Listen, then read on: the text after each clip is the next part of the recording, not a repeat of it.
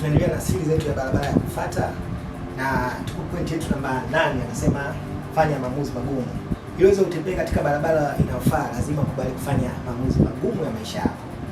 Na watu wameendelea kufanya kuwa hivyo hivyo kwa sababu hawajataka kukubali kufanya maamuzi. Maana kuna mtu mmoja anaitwa Kevin Hart, mwigizaji wa Marekani, anasema alikataa tena kuendelea kuishi maisha yale yale ambayo yalivunja ndoa yake ya kwanza, wakati anaenda kwenye ndoa ya pili. Siwezi na kuendelea, anasema nilivyo leo ni tofauti nilivyo jana.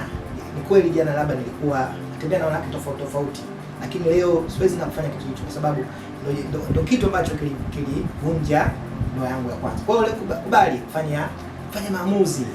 Fanya maamuzi. Maamuzi magumu ni ile hali sasa, bwana, sasa hiki kitu hakitanifaa tena katika maisha yangu.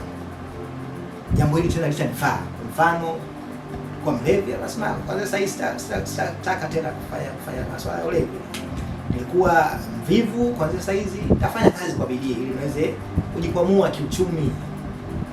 Kwa hiyo leo amua kufanya maamuzi magumu katika maisha yako ili uweze kutembea katika barabara inayofaa. Fanya maamuzi magumu ya maisha yako. Angalia umezungukwa na nani katika maisha yako. Fanya maamuzi magumu kuachana na makundi mabaya. Fanya maamuzi magumu kutembea katika makundi fulani, nafasi nyingine. Tafuta watu ambao unaona hao maamuzi yangu leo ninayofanya nataka nikakae na watu fulani ili baada ya miaka 10 na wewe uwe mtu fulani. Kwa hiyo leo amua kufanya maamuzi magumu. Maamuzi yanauma. Unajua kuna watu ile watu hawataki kuwapoteza baadhi ya watu. Wameshazoea. Basi nikikaa na mshikaji wangu kijiweni tunakula zetu na nilii pombe. Sio maisha yako hivyo. Amua kutoka kwenye kundi na kwenda kwenye kundi ambalo linafaa. Leo amua kutoka kwenye kuku nenda kwenye kundi la moyo ambao wanaruka juu. Na wewe nenda huko, nenda ka fly huko juu. Achana na kutembea huko chini huko. Achana na tabia za kuku. Nenda kapae, nenda kafanye vitu ambavyo watu wengine wanafanya huko juu. Nenda katafute mafanikio. Nenda kawe kiongozi.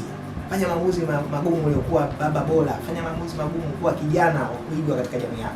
Fanya maamuzi magumu leo ya kuacha legacy fanya ambayo itafaa katika jamii yetu. Kwa hiyo katika maisha nataka kutembea barabara ya kufaa. Fanya maamuzi magumu kubadilisha maisha yako.